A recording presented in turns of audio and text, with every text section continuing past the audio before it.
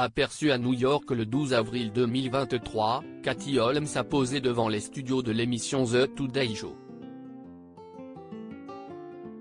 Toujours à la pointe des dernières tendances mode, la maman de Suri a adopté un pantalon large à la tonalité métallisée avec un effet taché.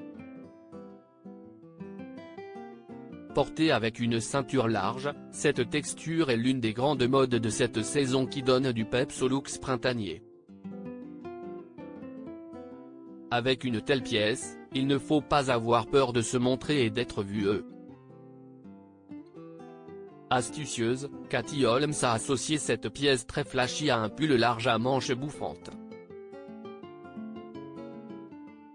Une façon judicieuse d'apporter une touche de sobriété à ce look audacieux et de casser l'effet un peu disco de son pantalon et de ses boucles d'oreilles gold. La mode semble d'ailleurs être une histoire de famille chez les Holmes puisque la jolie Suri, âgée de 16 ans, souhaite travailler dans ce domaine. C'est ce que le Daily Mail a récemment révélé puisque la jeune fille aurait déjà postulé une université afin de rejoindre par la suite une école très spécifique.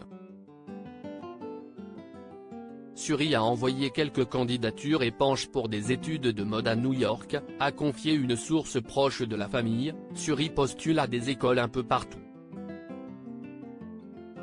Katie souhaite vraiment qu'elle reste à New York pour qu'elles puissent être proches l'une de l'autre. Katie est très fière d'elle, mais elle est aussi très protectrice. Une carrière qui pourrait avoir été inspirée par sa maman, toujours présente en front row de la Fashion Week. Je suis très reconnaissante. Au cours de son interview dans l'émission The Today Show, l'actrice de 44 ans a évoqué son dernier film Rare Objects. Je suis très reconnaissante envers les femmes qui m'ont soutenue. Et j'ai senti que c'était quelque chose que je voulais vraiment voir à l'écran, a-t-elle confié, très fière de ce nouveau bébé qu'elle désirait réaliser depuis tant d'années. Côté cœur, Katie Holmes s'est récemment séparée de Bobby Wooten 33 ans.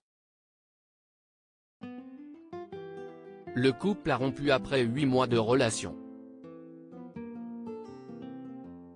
Katie et Bobby ont rompu la semaine dernière, avait ainsi déclaré une source à Us Weekly, expliquant que les ex n'étaient tout simplement pas faits pour être ensemble à long terme.